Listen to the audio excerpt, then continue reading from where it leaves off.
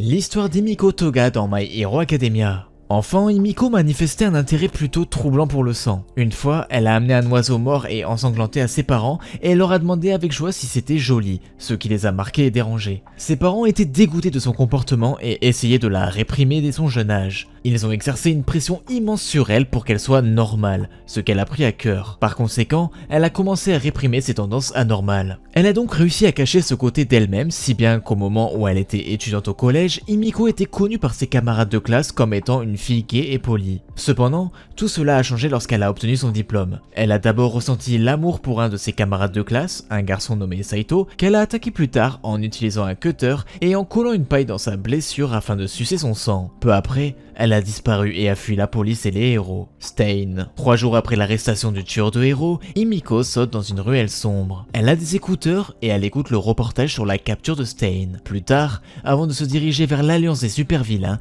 Himiko rougit devant un homme qui saigne dans une ruelle. Examen de fin de trimestre. Giran amène Himiko et Dabi à l'alliance des vilains. Himiko est excitée de rencontrer le gars aux mains et lui demande de le laisser rejoindre le groupe. Tomura veut les jeter tous les deux, mais Kurogiri le convainc de leur donner une chance. Himiko est finalement recrutée dans l'Alliance et est affectée à l'escadron Genesis. Le lendemain, Himiko et 6 autres vilains arrivent secrètement dans la forêt des Wild Wild Pussycats où les élèves du lycée Yue s'entraînent. L'escadron commence alors son assaut. Himiko trouve Ochako et Tsuyu marchant dans la forêt et blesse le bras supérieur gauche de Ochako. La plaie n'est pas assez grande pour que Himiko recueille beaucoup de sang. Elle mentionne d'ailleurs qu'elle le suce normalement directement depuis la blessure. Sans avoir le temps de le faire, Himiko s'arme avec les dispositifs de vidage de sang de son nouvel équipement. Tsuyu jette Ochako loin, mais Himiko se précipite sur eux. Himiko blesse la langue de Tsuyu et remarque que Ochako appelait Tsuyu Tsuchan. Himiko aime ce nom et déclare qu'elle va appeler Tsuyu comme ça. Tsuyu refuse et dit que seuls ses amis peuvent l'appeler par son surnom. Himiko accroche Tsuyu à un arbre par ses cheveux et dit qu'ils doivent devenir amis si c'est le cas. Ochako revient pour sauver Tsuyu et Himiko la poignarde. Ochako s'évade avant d'utiliser les arts martiaux pour plaquer Himiko et la retenir. Himiko commence à parler à Ochako, notant qu'ils ont la même odeur parce qu'elles sont amoureuses de quelqu'un. Himiko dit qu'elle aime les gens qui sont blessés et qui saignent et que c'est amusant pour les filles de parler de leur amour. Cela distrait suffisamment Ochako pour que Himiko lui poignarde la jambe et il draine son sang avec une aiguille. D'autres élèves arrivent sur les lieux, alors Himiko s'enfuit rapidement, craignant qu'en attaquant un grand groupe, elle se fasse tuer. Avant de se retirer complètement, Izuku attire son attention. Ochako veut poursuivre Himiko, mais Tsuyu l'arrête parce qu'ils ne savent rien sur le méchant et son alter. Après la capture de Katsuki par Mr. Compress, Himiko se regroupe avec les autres vilains. Dabi s'informe sur la mission d'Himiko de prélever 3 échantillons de sang. Elle admet qu'elle n'a eu qu'une seule personne. Twice demande pourquoi elle semble si optimiste après avoir échoué, et Himiko répond qu'elle s'est fait de nouveaux amis et a trouvé un garçon qui l'intéresse. Les mêmes garçons qui ont interrompu son combat tout à l'heure arrivent brusquement après avoir plaqué Mr. Compress au sol. Himiko saute sur Izuku alors qu'il tombe au sol et tente de le poignarder, sauf que Mezo la repousse. Himiko menace Mezo pour s'être mis sur son chemin et dit au revoir à Izuku, espérant revoir son crush un autre jour. Raid contre l'alliance des super vilains. Himiko retourne à la cachette avec ses camarades après avoir kidnappé Katsuki. Soudain, All Might détruit brusquement le mur de la cachette aux côtés d'une équipe de héros. Dieu Sylvestre retient tous les vilains en utilisant sa prison de racines. Quand tout espoir est perdu pour les vilains, un mystérieux liquide noir transfère des Brainless dans la cachette. Le même liquide déforme les méchants et ils réapparaissent près de All for One à l'usine des Brainless. All Might les suit et All for One le retient. Il leur ordonne de reprendre Katsuki avant que les héros ne le rattrapent. Himiko et ses alliés tendent une embuscade à Katsuki et ils les évitent en utilisant ses explosions. Les camarades de classe de Katsuki font une soudaine tentative de sauvetage qui réussit et ils s'échappent donc du champ de bataille. All for One utilise alors l'alter de Magnette pour envoyer tout le monde vers Himiko. Elle a peur d'être blessée par l'impact, mais tout le monde est attiré vers elle et ils sont tous envoyés à travers un portail pour être en sécurité. Examen des licences provisoires. La Ligue des super vilains reprend son élan et envoie Himiko en mission pour infiltrer l'examen des licences provisoires de héros. Elle drogue Kemi, lui volant son sang, pour se déguiser en élève du lycée Shiketsu. Le jour de l'examen, Himiko rejoint ses camarades de classe Inasa, Seiji et Nagamasa. Vers le milieu de la première phase de l'examen, Himiko affronte Izuku seule. Elle utilise ses capacités acrobatiques et sa furtivité pour le prendre au dépourvu et marquer l'une de ses cibles. Si elle parvint à marquer les trois, Himiko pourra éliminer Izuku de l'examen. Himiko utilise sa capacité à cacher sa présence pour confondre Izuku et esquiver ses attaques. Elle se faufile derrière lui et le plaque au sol. Himiko lui chuchote à l'oreille et explique ses tactiques furtives et révèle que cela ne fait pas partie de son alter. Elle veut savoir pourquoi Izuku veut être un héros, mais il ne répond pas et se libère de son emprise. Les concurrents de Ketsubutsu interrompent le combat et Himiko disparaît. Elle se transforme en Ochako et fait semblant d'être en péril pour que Izuku la sauve. Lorsqu'ils sont en sécurité, Himiko essaie de toucher une autre des cibles d'Izuku, mais il la voit à travers son déguisement. Attrapée, Himiko redevient Kami. Himiko veut savoir jusqu'où Izuku est prêt à aller pour devenir un héros. Il dit qu'il préférait parler après l'examen et lui demande de mettre des vêtements. Himiko attaque rapidement et gratte le visage d'Izuku. Elle essaie de continuer à attaquer, mais Ochako et Hanta arrivent pour sauver leurs camarades de classe. Himiko est obligée de battre en retraite et est consternée de ne pas avoir pu parler davantage à Izuku. Elle dit à Ochako qu'Izuku lui fait vraiment confiance et quitte ensuite la zone. Himiko parvient à éliminer 2 étudiants et devient la 98e personne à réussir la première phase. Himiko reste avec ses camarades de classe pendant le début de la phase finale de l'examen, mais part plutôt sous prétexte qu'elle ne se sentait pas bien. Elle s'enfuit sans que personne ne la soupçonne et reçoit un appel alors qu'elle marche dans une ruelle. L'appel vient de Compress, qui la gronde de ne pas avoir contacté ses alliés plus tôt. Himiko prétend qu'il n'y a pas de quoi s'inquiéter car elle n'a jamais été attrapée. Himiko se débarrasse de son déguisement de Kami et informe Compress qu'elle a reçu du sang d'Izuku.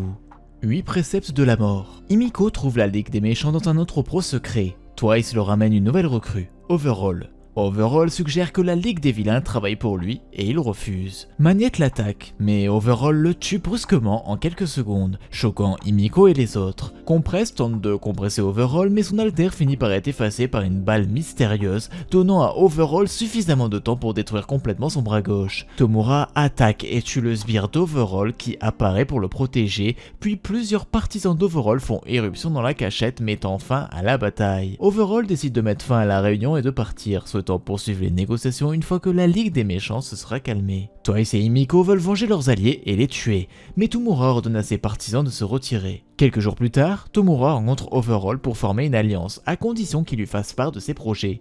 En retour, Overall demande Twice et Toga comme preuve de confiance entre les deux factions. Tomura accepte et explique plus tard la situation à Twice et Toga. Aucun d'eux n'accepte cela, et Himiko confronte son chef masqué. Elle se retourne et dit à Tomura qu'elle a rejoint la Ligue parce que cela la rend heureuse et que c'est plus facile à vivre pour elle dans ce monde. Himiko tourne son couteau vers le cou de Tomura et demande pourquoi il lui ferait faire quelque chose d'aussi désagréable. Tomura surprend Himiko en enlevant son masque. Il dit qu'ils doivent le faire pour lui et pour les autres. Himiko et Twice sont amenés au siège des 8 préceptes de la mort, où ils rencontrent Overall et tous ses principaux partisans. Ils demandent qu'ils s'expliquent tous les deux leur alter, mais Himiko refuse car elle déteste toujours les Yakuza. L'enquête de Sir Night Eye mène une équipe de héros jusqu'à la cachette des Yakuza. Himiko et Twice sont obligés de travailler aux côtés de Mimic pour éliminer l'équipe de Sir Night Eye. Mimic sépare l'équipe des héros les uns des autres et Himiko tend une embuscade à Rocklock. Elle le poignarde à la main, mais il utilise son alter pour verrouiller son couteau en place. Rocklock frappe Himiko, mais elle s'avère n'être qu'un clone. La vraie Himiko s'enroule autour du dos de Rocklock et le poignarde. Le héros demande pourquoi la Ligue des méchants attaque, mais Himiko lui rappelle qu'elle est maintenant une Yakuza et elle le neutralise. Himiko ingère le sang de Rock et se transforme en lui.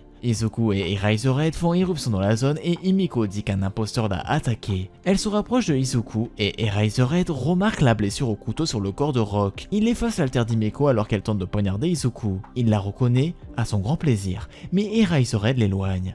Himiko s'enveloppe dans l'écharpe et contre-attaque en le poignardant à l'épaule.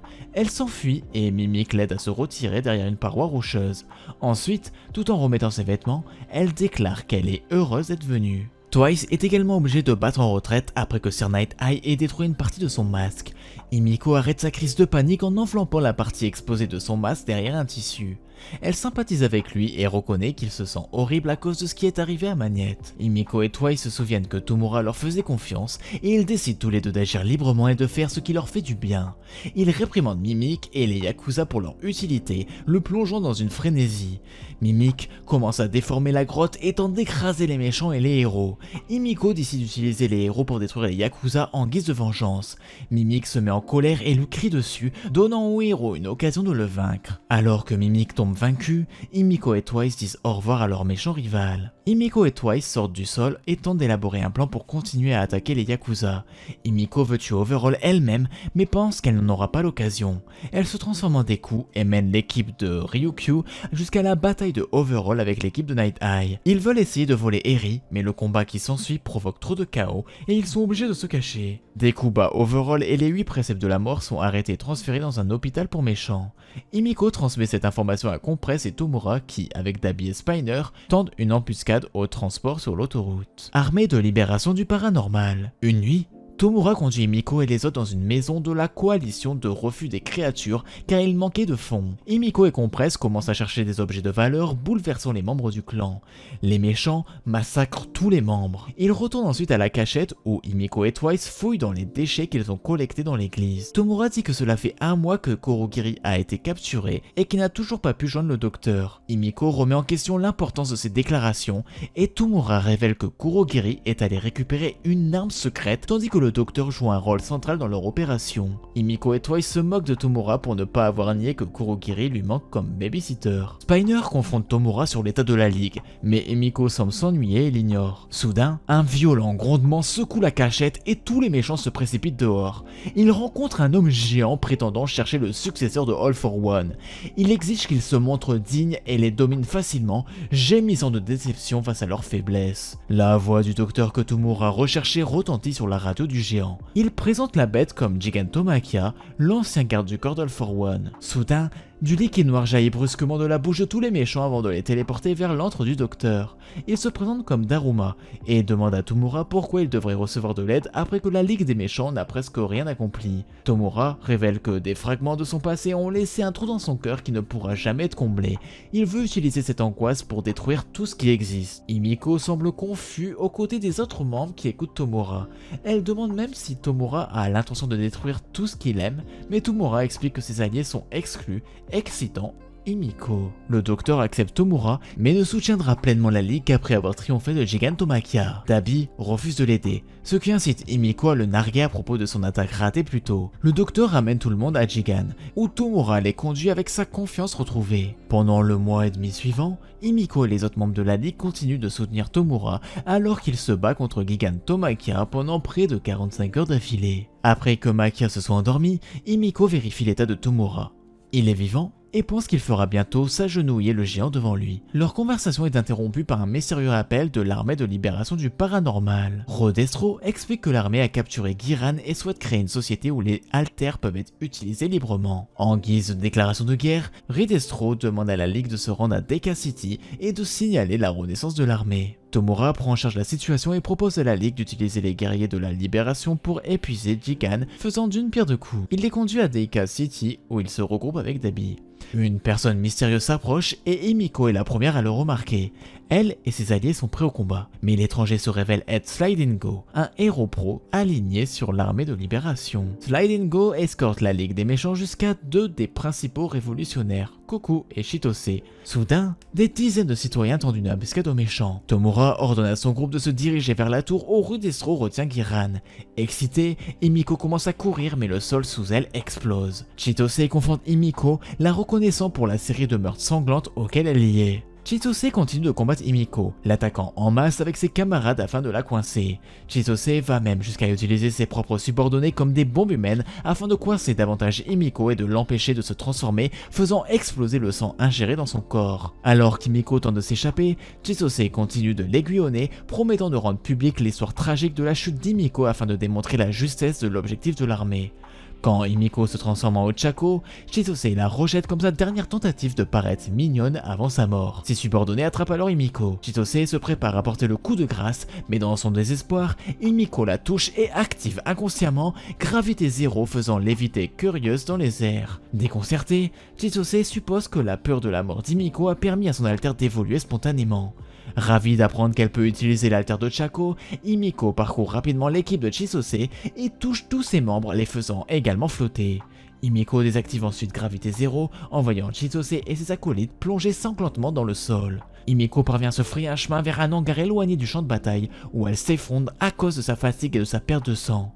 Plus tard, elle est retrouvée inconsciente par Twice. Ils sont ensuite entourés d'un groupe de marionnettes créé par l'alter de Tomoyasu. Les marionnettes commencent à tordre le cou d'Himiko inconsciente pour la briser et la tuer, tandis que Jin est obligé de regarder et est blessé. Cependant, en essayant de la sauver, les marionnettes lui brisent les bras. Cela apporte un nouvel élan de confiance de la part de Jin qui a enfin la confirmation qu'il est le vrai Jin. Jin génère un groupe de clones qui perfore les marionnettes de Skeptic sauvant Himiko. Tandis que l'immense armée de clones se déchaîne dans toute la ville et dans le reste des membres de la Ligue des Méchants, Twice se prépare à faire une transfusion sanguine.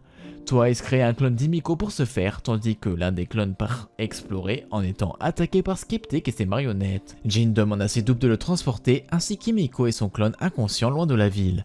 Par la suite, Rodestro est vaincu et donne le contrôle de son armée à Tomura en le présentant sur scène. Guerre de libération de Paranormal. 2 mois se sont écoulés et Himiko est nommée commandante de l'équipe de renseignement avec Skeptic, malgré son aversion apparente envers ce dernier pour avoir tenté de l'assassiner. Lorsque les héros lancent leur attaque sur le front de libération du Paranormal, Himiko et les autres lieutenants ignorent d'abord le raid. Les lieutenants décident d'évacuer leurs subordonnés et d'envoyer à la place leurs conseillers de rang inférieur combattre la tempête imminente. Cependant, Himiko et Compress sont également contraints de fuir en raison de l'effondrement rapide du bâtiment et du fait qu'ils n'étaient pas préparés à cette attaque. Les deux finissent par être pris en embuscade par Hellboy qui les capture tous les deux à l'aide de son alter. Himiko supplie le héros de la laisser partir, mais Hellboy se prépare à ce que des anguilles les engloutissent et les appréhendent tous les deux.